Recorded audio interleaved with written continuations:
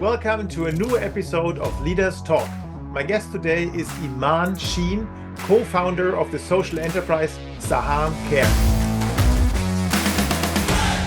Innovation tends to happen when you're surrounded by people who think differently from you. And if you're constantly surrounding yourself with the same types of people, you will not learn. So I wanted to come out of the environment and be in a new environment and absorb all the knowledge that I could get and give back as well. Leaders Talk, the interview podcast portraying leaders who are committed to better leadership, better organizations, and a better world. Hosted by managing partner of Leadership Choices and co-founder of the Cosmic Foundation, Karsten.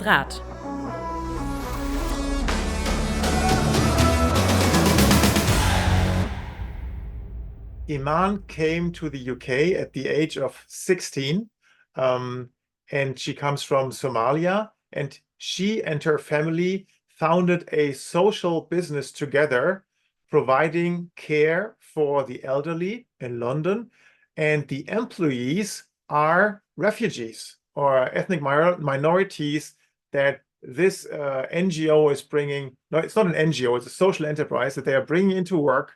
They're training, they're giving them self-confidence, they're providing their families social mobility, they are providing care for vulnerable people who need care, and they are also improving the life conditions in the area of London where they work. So it's a great story. So let's go right into the talk with Iman Sheel.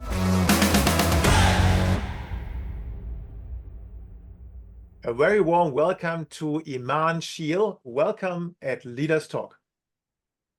Thank you very much, Karsten, for having me. Really appreciate it. Iman, we have met at WHU at an advanced management program. But before we start there, or before we go there, tell us about who you are and what you do, please. So my name is Iman Sheel. So who I am is I am the co-founder of Sahan Cares. It's a family-run social enterprise. We're based in London, Hayes, Middlesex, and we've been running this social enterprise for the last, I would say, about 12 to 13 years. What we do is we provide domiciliary care and support to the elderly and the vulnerable who happen to live in the West London area. And what makes us slightly a bit different is the fact that we employ refugees or people from the ethnic minority background who have barriers and challenges in seeking meaningful employment. So that's in short. So it's a family-run social enterprise that consists of my mother, who is the boss and the visionary, as well as my brothers, two of my brothers, as well as myself. Okay, wow. And so how does that work? So I think everybody can imagine taking care of elderly people in their homes. That part I think is clearly understood. But how do you make this work with refugees? What are the particular challenges, and why did you do this in the first place? I think one of the key challenges that we encountered, particularly in the area that we live in, so the area that we live in is called Hayes, Middlesex. So it's about 15 minutes away from Heathrow Airport. It's part of, it's quite a deprived area at that time. And all of a sudden, there was a high influx of people from, different who were refugees from different conflicts. And one of the barriers were people were finding it very difficult to seek meaningful employment. So we realized early on that, okay, there is a crisis in terms of aging population. And then there are a group of people who are looking for meaningful employment, but don't know how to. The barriers might include lack of self-esteem. It could be lack of having the skills to apply for a job. They might not be able to speak in English. Women were really affected by this because, of course, they are mothers. they have childcare responsibilities. So bearing all of those barriers into mind, we took it upon ourselves to create a hub, which is Sahan. So, and I think that was the problem that we were trying to solve at that time. Sahan has actually a meaning. Can you tell us about the meaning of Sahan? Right. So the term Sahan, my mother came with that term. It's a Somali word, and what it actually means is, so back in the days in Somalia, we had we we come from a nomadic background.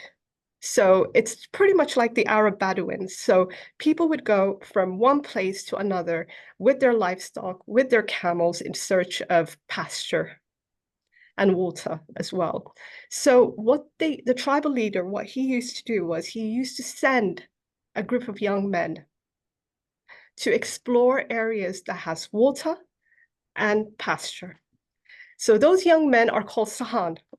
So they go on their explorative journey, and then they would come back to the tribe and say to them that we found a place, come and join us. So this is essentially what we're doing. We're the Sahans, basically. We're trying to find a solution where the pasture is and then bring people along as well. This is indeed very visionary already there in the name. And you or your family, let's say, started this social enterprise back in 2011. That's quite a while back. When you started, what were I mean, I can imagine a gazillion of challenges that you had to overcome, but what were some of the biggest ones? I think the biggest challenge was there were different challenges. I think the first challenge was to build trust. And trust is such a precious thing. People would have to trust you. You might have a crazy idea of building a care agency, but how do you bring your followers? How do you bring those people to join you in your vision? So that was one of the challenge. Number two, the regulatory aspect of it, getting the regulators on board, and to see that you are capable of delivering care to the vulnerable elderly people. So that's not easy as well. So that's the second barrier. The third barrier is the commissioning side of things as well. How do you sell a service as a new entity to the commissioners? Why would they buy your service if you don't have a track record to demonstrate as well? So those are some of the challenges that we've had to encounter, and also the elderly population as well, who were completely unfamiliar with the idea of having people from a certain community, providing them with personal care, at that time. So these are some of the barriers that we had to encounter in the very beginning. And how did you, I mean, it sounds like all of that has in common that it's about building trust. How did you, I mean, in hindsight, what worked? What helped you to gain the trust of all these different constituencies? Okay, so the first barrier would be the people. So my mom is extremely great when it comes to dealing with the women. So she was very good at, she's quite a visionary when it comes to those things. So she was able to lead and gain the ladies' trust and say to them, I'm a mom. I understand your pain and I know what, and I can see your strengths. So this is what I intend to do. Come and join me. The second part would be the commissioners. Now, the commissioners have sent us away a number of times, and based on my experience, my brother's experience as well, if the door is closed, you find another way. So what we had to do was we understood how the local authority system worked. So we had to get a counselor on board and say that, okay, we've met all the criteria. There is nothing else that's preventing us from obtaining those contracts. And in fact, it's part of your social responsibility, because what we are doing is you've got two choices. Either people can continue taking benefits, which is detrimental to the local authority, or you can make them work and they can contribute in terms of taxes. So what would you choose, you know? So it was only at that point where they thought, okay, just give them a chance, you know? And the next minute, you know, the regulators, the local authority regulators came in to the office and then had a look at all our paperwork. And then they said, okay, fine, we'll give it to you. But on the condition, we will keep an eye on you, you know? And if we have any complaints, you know where you stand. So that was the other side as well. And then the third side was the clients. You know, initially when we first started, you know, we have a number of stories, to be honest, but I do remember vividly one of the service users, she told one of the carers, you know, you're really, really nice, but you know what? It's in your blood to steal things, you know, Oof. it's little things like that. And, you know, but at the end of the day, what we realize is that you can only change perception if you maintain patience and you've got to be resilient. And that was the message that we kept telling the carers because they were afraid. They were really afraid. And I totally understand that. So what we used to do was we used to be like the mediators between and we still are until we're very confident with our clients. You know, in order to avoid conflicts, we tend to be the mediators between the carers as well as the clients, so that it becomes a smooth, the operation can run smoothly because, you know, we don't leave it in their own devices at all. So, so it seems, but, you know, we had to push through. We had to push through. And there are a number of beautiful stories that's come out of it. And you know, even to this day, the families do send us cards. They come to our office. It's amazing. We've built a family. We've built a rapport with all of our clients. You know, the carers, their English has improved. Honestly, they're completely different people. So we have seen a transformation in all aspects, from the elderly who are now open and receptive and who are willing to change, and I understand it's very difficult to change at a certain age. They were willing to change, they're willing to be more accommodating. And honestly, they're a family now, you know, and they build that rapport. So yeah. I love that passion listening to you. When I guess my question is, what you're describing is actually acts of subtle or overt discrimination, right? Where people have perceptions, narratives, and this is hurtful. And I think an easy way to become bitter and to turn away and stop doing it. I guess my question is, how do you? I mean, you seem so positive when I listen to you. There seems to be energy radiating from you. How do you keep that up when you have that pushback? Oh, good question. For me, first of all, I don't like to take things personally. I try not to personalize a situation. That's number one. Number two, my faith and my religion plays a big part in my way of life. And you know, whenever I'm stressed or whenever, it keeps me going, and it helps me to see the bigger picture as well.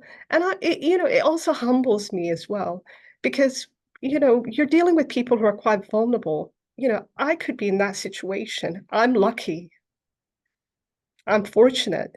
And, you know, I always try to give people the benefit of the doubt.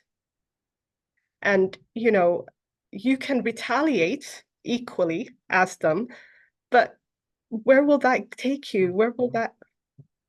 So I try to engage in activities and sports, and not sports as such, but I like to go for long walks as well in nature.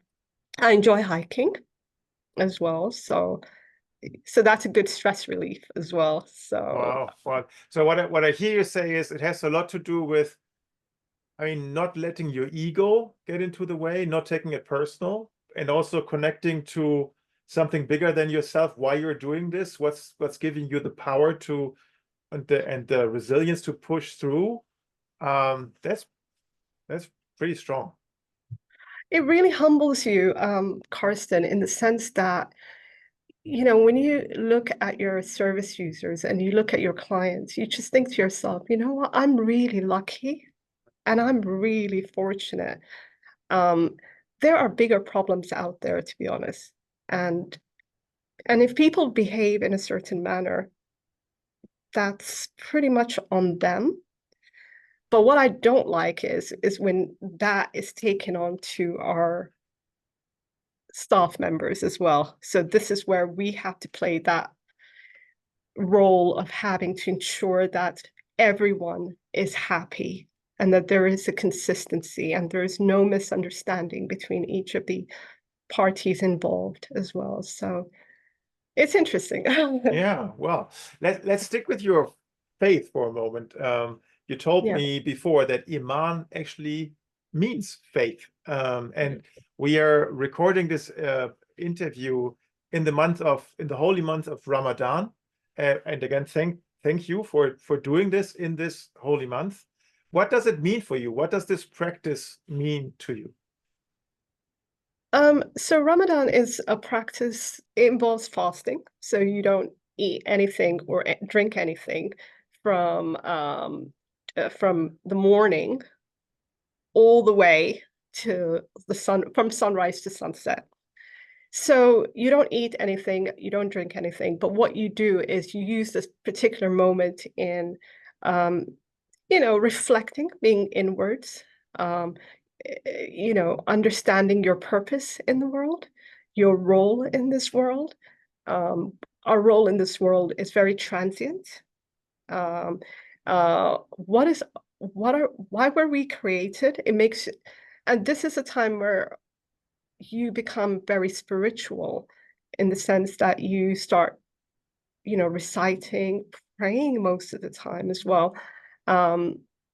And not only that, it also involves having to help the needy at this point as well, because there are a lot of people who are feeling, particularly now with the cost of living crisis as well, that's going on, you know, in the UK, and I'm sure it's happening all over the world.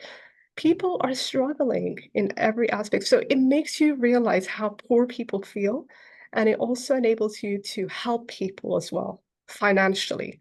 So during Ramadan, you're going to see Muslims who are fundraising for everywhere, you know, across the world, whether it's in the UK or back home as well. So, so there's a lot of introspection that happens in this time as well.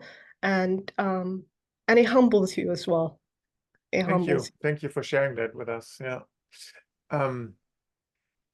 And Sahan Cares. There's a couple of things that I would like to shed some light on still. So how many staff members do you have? How many people work for Sahan Cares?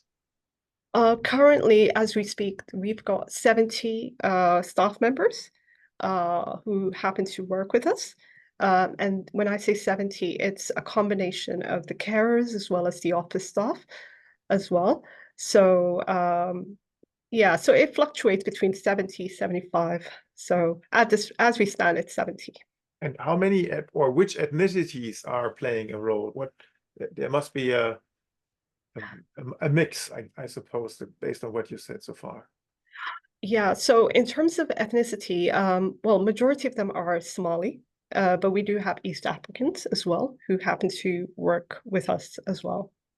So that would be Kenya and Yes, so we have Kenya, we've got Ethiopia as right. well. So yeah, and we want to extend it to other ethnicities like the Arab communities, Sudanese, the Arab communities as well, and take all these nationalities on board. Okay. And then you train them, you provide them training in how to take care. I mean, how caretaking works, I suppose, right? What are your quality standards, procedures, processes, all that stuff, because you are also supervised by your local authorities that things are running by the book, right? Yeah, so so the way it works is that so the journey is the person would come, the potential employee would come to our office. We assess them. We try and ascertain what are the gaps in their skill set. Once we ascertain, let's say English might be a barrier to them, then what we do is we've partnered with other colleges or neighboring organization or charities who would be able to provide those courses um, um, until we're confident enough that we can send them to the client. The next hurdle, of course, would be getting the care qualification as well. So they go through that as well. So we have an in-house trainer who would be, and that in-house trainer is someone who trains them in how to care for a potential elderly person in terms of their medication, administration, the manual handling, you know. So it's done in our office. So once they're able to pass, then the next stage would be we don't send them immediately to the client. We make them shadow other experienced employees as well. So once we're confident enough, then we let them go. Okay. Wow. We employ them. We employ them, by the way. We employ them, and then after that, that's how they take it from there. And your organization has been winning several awards for your business model, for your also social work, for the social core kind of your business. But there's also another aspect that you told me, which I found absolutely fascinating. Tell us about the social mobility that is created by being part of the Sahan family. Yeah, so I mean, right. So first of all, we employ about 95% of our employees are women. So we're a women-led organization. And there's a reason why we chose women, because when it comes to barriers, they encounter a number of barriers in comparison to men. I would say from that 95%, approximately about 80% are single mothers with children, additional barrier. When they joined us, their self-esteem was quite low, couldn't speak a word of English. They were going through a number of challenges. And you also have to couple that with the trauma that they have encountered when they were back home, and the fact that their husbands have left them, or the marriage. So it was very, very difficult. But obviously, when they joined Sahan, things have changed because they have seen other women who are now working, and that has sort of inspired them to take that lead. And so what we do is because Hillingdon is a big borough, or Ealing, or different areas, what we do is we create a cluster team, a team of 5. So those team they end up building up great rapport within themselves because they're responsible for a particular locality. That has helped in a way. We have a number of stories of success stories where our carers' children have gone on to study in Oxford. We've got Oxford, we've got Harvard, we've got University College of London, we've got King's College, we've got, a lot of prestigious universities as well, and they are doing incredibly well, to be honest. And, it fills our hearts when we see them at our office, and, they're doing incredibly well in terms of their career path as well. So yeah, and we're very much involved in their children's life. We tell the mothers to bring their kids to the office. We just say to them, come to the office, and just see how we operate, and what we can do is just work with us. We'll give you a reference, and we'll give you a reference because you need a reference to go to university, or if you want to work, you need a reference. So come, let's prepare you for that as well. So the mothers would be so happy. They would bring their kids here, and we will train them up, mentor them, connect them with people that we know who would be able to help them. And yeah, This is they so end up. amazing. This is so there's so many things there. I mean, there's you attack so many problems at the same time with what you do, right? This is really this visionary Sahan hub, like in between. I mean, you help the elderly, the vulnerable, you provide work, you help the borough, the locality that you're in, you create social mobility for the kids of the mostly women working with you. This is just awesome. No, thank you very much. We don't really see all of that when when you're in the office, you just come in to do your work, but you Right. don't really think about the effects of the work that you're doing. So, but yeah, but from a grand scheme of things, it's great to see, them prosper. Yeah, that's great. And Iman, let's talk about you a little bit. I Yeah. mentioned in the beginning briefly, we met as an advanced management program at WHU, where I'm part of as a faculty since many years, and you were part of the participants. And a couple of questions. I mean, I love WHU; it's close to my heart, no question. But I also know that outside of Germany, WHU is not a brand that is comparable anywhere close to, King's College or Oxford or Harvard or anything. So in all humility, what made you, I mean, you're running a social enterprise. What made you choose a very much for-profit business school's advanced management program?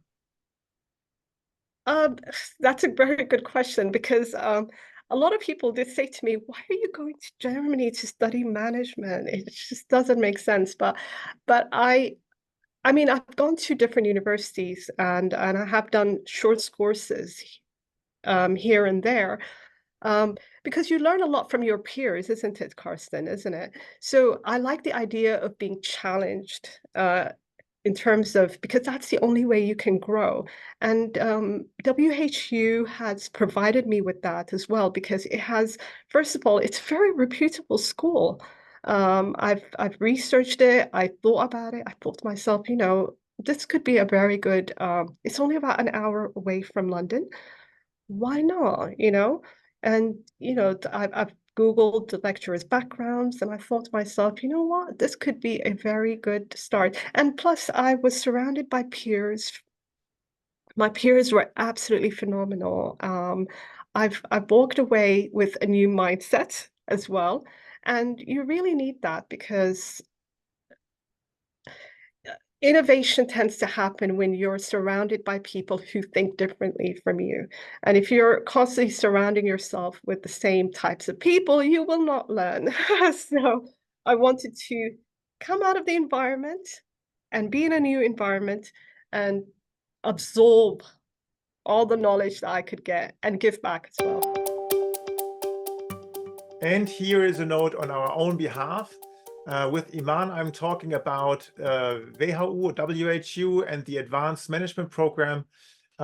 So I can this time proudly say that I'm very thankful to be part of the extended faculty of WHU, in particular in the executive education domain. One is the Advanced Management Program, and the other one is a program that's called the Essence of Coaching for Senior Leaders. It's a leadership program in the combination or coaching as a leadership style, if you want.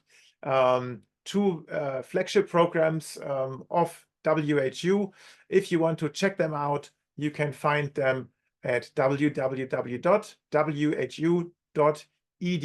and then look for executive education, and you can find the programs there. We will also link them into the show notes. And now back to the talk with Iman Sheel.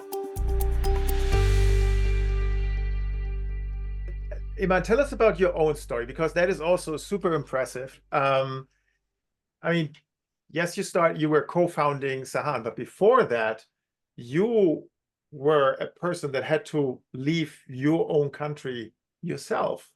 Maybe tell us a little bit about that.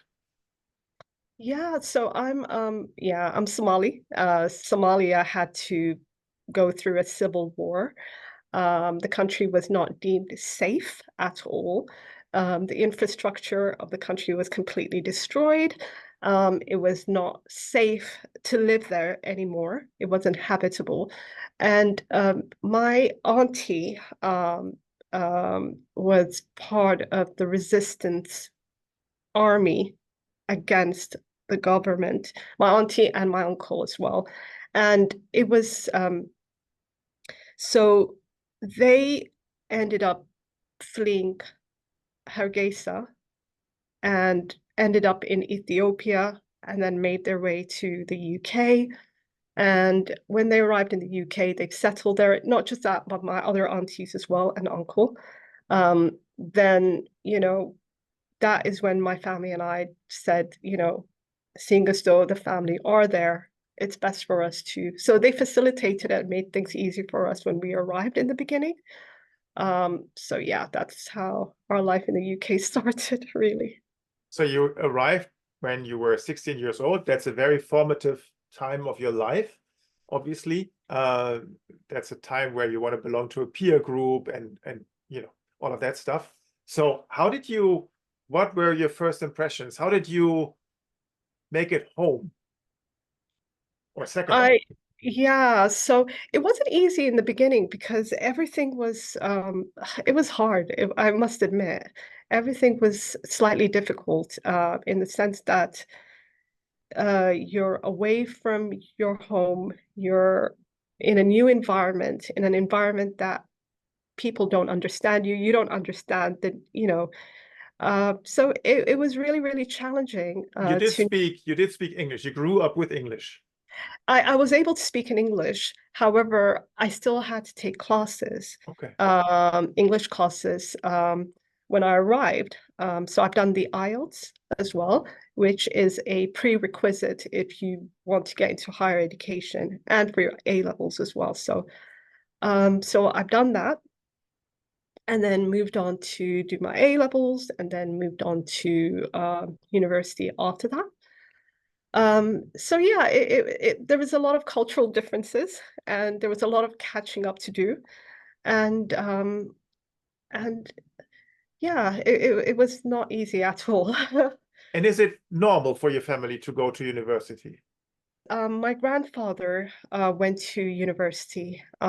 He studied in Ukraine, and this was during the Of all 60s. places, Ukraine, Of right? all places, yes.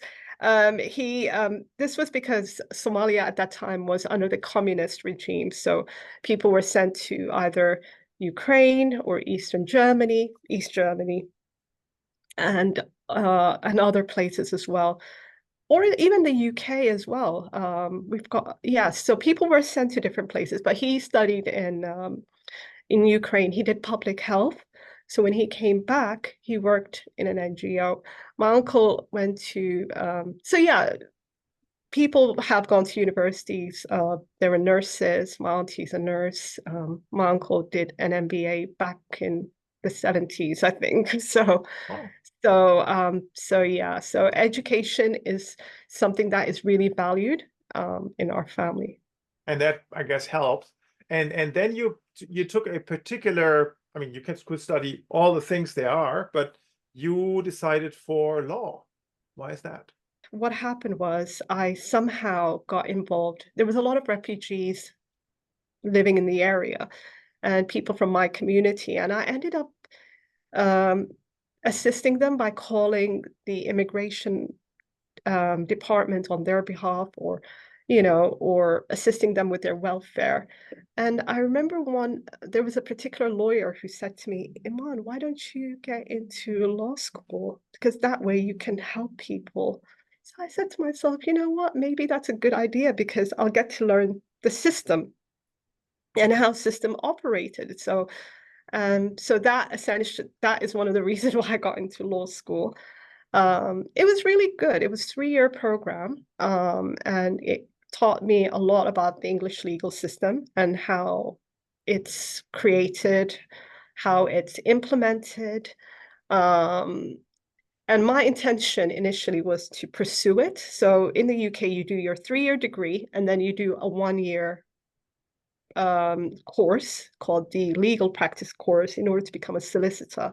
So my intention was to work for a few years, save enough money, and then do the course. But then I never decided, I never pursued it. Okay. And from after studying law, did you directly enter Sahan, or did you co-found Sahan, or there were some steps in between, right? Yeah, so after I graduated, I started working in so while I was in university, I was doing a number of pro bono. I was working in legal firms, but they were pro bono legal firms as well. So where I was essentially learning from the lawyers and also helping the people in the who needed help as well. So I needed that experience. So I acquired as much experience as I needed, and then applied for a job in the local authority. And so the local authority was my starting point. So I worked in the housing department. And, they had a number of challenges at that time where they had 28,000 people in their waiting list, but not enough houses.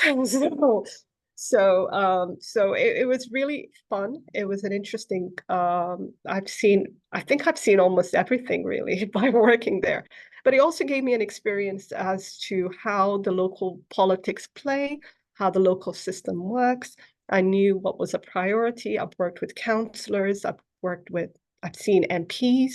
So those were very important prerequisites that enabled me to use that knowledge into co-founding Sahan. Wow. Okay.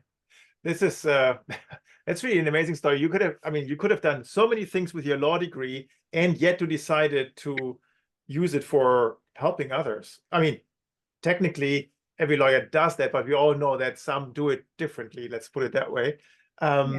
Is that kind of genetic? I mean, there were some NGO parts in your family heritage. Were there a lot of role models, or is this something that you came up for yourself? I think that's a very good question. That's a very, very good question. I never saw it that way, really. I think it was mainly because my grandfather, I think including my father as well, we have a very giving nature, and those were the values that we grew up with as a family, because even when in our own house back then, we had my grandfather used to live there, my grandmother used to live there, my aunties and uncles, we all used to live together in one place. And we were people who were quite giving. And I think it's because of the civil war that's happened. There was always this sense of responsibility in helping the people who were less fortunate than you as well. And I think that tradition still exists today. Like every single Somali that you would come across would be sending money back home in the form of remittance. It plays a huge part. Even if you're earning very little, the remittance is a priority. So that concept of individualism doesn't really exist. We're very collectivist in our approach. So yeah, so I think it is something that is ingrained in our DNA. But it's a very good point, something I have to think about, really. And how strong is the relationship with Somalia still for you today? And a second question to that. So my wife, for example, she is a descendant from people who immigrated from Hungary. And I know from them, I mean, they had to flee during World War II. And for all of them, that it is very difficult to say what is home, or there's more than one home. There is here, clearly, but there's also the old home. How is that for you? To be honest, I went to Somaliland in 2014 to see my grandmother, and in all honesty, even though it's people looked like me, but I just couldn't relate to them. And even in the UK, it is home to me. And I've been here for a very long time. I've spent more time in the UK than I did in my own country. But at the same time, I feel more at home here than I am in Somaliland at the moment. But the idea of belonging at this point for me is, you know, there's this saying, home is where the heart is. So because maybe my family lives here, so I feel like I'm at home here. Yeah, I can see that. I can see that. And not only were you part of the founding team of Sahan Cares, in 2014, you also made the decision to become, well, a filmmaker. Technically, you don't see yourself as a filmmaker, you told me, but you did a documentary film called The Forgotten Soldiers. What was that about? So, okay, the way it came about was I remember attending a talk by a professor called Humayun Ansari. So he wrote a book about the Muslim contribution in Britain. And in that book and in his narrative, there was no mention of Somalis. And I thought to myself, you know, but how come, you know, because Somalis were one of the oldest African communities to have resided in the UK. And, you know, they came before the First World War as well. And they've resided in Wales and, you know, Liverpool. We have relatives around those cities. So the whole idea of this documentary was to change that perception of, you know, because the word Somali is synonymous with piracy, corruption, war, famine, all of those negative things. They made a Hollywood film about it as well. So it's about changing that perception, and also, but in order to change perception, you have to have clear facts and you have to have clear history. So the Forgotten Soldier revolved around a man called Umar Kuchog, and he was a soldier in the Somaliland Camel Corps, which was run by the British. And so the story followed his journey, and with Captain Eric Wilson, who was awarded a Victoria's Cross for his bravery. So his son was talking about his father's contribution during the Second World War and the role that Somalis have played. There's a plaque in Hyde Park Corner that has a list of different countries, including Somaliland. It was just about making that simple story mainstream, and about being able to change perception. So I was able to showcase it in different venues back then. And we're talking about 2012, 2013, which is a very long time, to be honest. So, but yeah, that's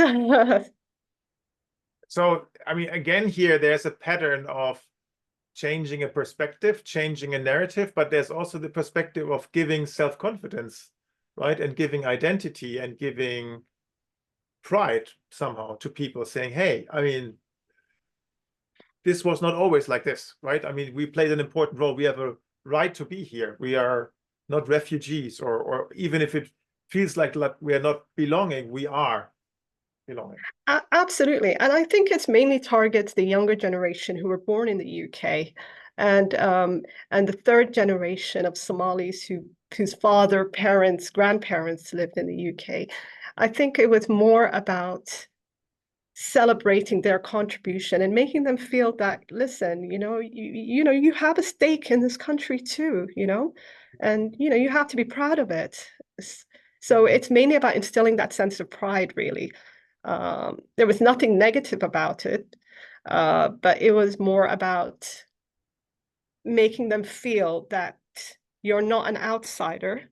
You are also, this is your country too. Yeah, you contributed, or your ancestors contributed to that, right? Okay. Yeah. And what I observe listening to you is whatever you do, you try to be constructive about things.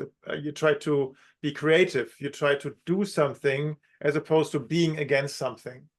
And that seems to also run in the family, to say, I see a shortcoming, I see something that's not working, let's do something to make it right. Let's compensate the shortcoming somehow. Absolutely. I mean, you can, that's absolutely correct. I mean, you know, if I see a negative, or if I see an obstacle or a challenge, I'm not going to say, oh, why me? I have to think, okay, I'm going to get to my goal ultimately, no matter how long it takes, but I will find a peaceful way to get in a much more creative way. And maybe let's shed some more light on mentors and role models in your life. Who comes to mind? A number of people. My mom is definitely a role model. She is a visionary. Honestly, she is a visionary. You know, when it comes to optimism, you can 10x that or 100x that, really, because she is someone who, she's a quite giving person, very articulate, very intelligent, very calm as well in her approach. So she really inspires me. And she has a very good leadership skills as well. She has the ability to communicate with people at all levels, really. And that's a skill in itself as well. The other person who inspires me is my grandmother. She is in her 80s, incredible woman. She can't read and write, but the wisdom that she has is completely out of this world, you know, and she runs a farm. Even to this day, she is managing a group of farmers, and and and um, and she's seen a lot in life, really. She's seen the war, she's taken part, but yet again, she's her advisors are, you know, quite priceless, and the women in my family as well. I'm inspired by them. I used to be one of those people who would go to you know, like talks by Michelle Obama or different, but I used to be inspired by women like that, but not so much now, because I'm the type of person who is inspired by people who were able to, you know, when the odds are against you, how are you able to handle a situation? So everyday people do inspire me.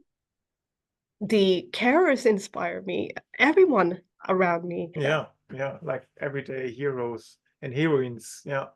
Yeah. And I mean, you obviously work in a place where you see a lot of difficult situations, you know, the vulnerable people that you care for, also sometimes the situations that your employees are in. And when you switch on television and you watch the news and you see all the stuff that's, you know, going around you, how do you remain, or around us altogether, how do you remain positive in terms of your outlook? How do I remain positive? It's really, yeah, I mean, it's the last few years has been quite tough with COVID, and then you've got the issues that are happening globally. And I remember when I went to WHO, there was a term that I came across called responsible leadership. I've never come across that terminology before. And what we do need are responsible leaders, because what we're seeing a pattern of is you've got leaders who are very set in their ways, and then you've got the general society who are changing the landscape. And I think the whole point of leadership is to listen to you know, to the people who have elected you, etc. So I think there seems to be a clash between two ways of thinking. And this is applicable in business. This is applicable in anywhere with authority as well. So, so the idea of responsible leadership is really, really important. So but sometimes it's not a bad thing. Things have to, sometimes having this resistance might be a positive thing, because this is how change happens, and things have to get really ugly until it gets better. So I'm very optimistic that things will get better. but there's going to be a painful process the process will be very painful. Yeah, I can see that for sure. Yeah. Well, thank you for that perspective. That's helpful, definitely. And listening to you, I was just wondering, will Iman at one point in time run for office?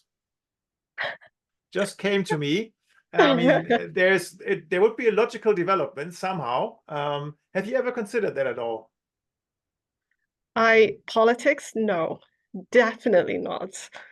It's not something that I think with politics, and there's no disrespect to politicians, I know, but it's very difficult to maintain that ethical standard once you get into politics. It's really, really difficult because I love creating an impact. I like doing it my own way. I find it much more effective. And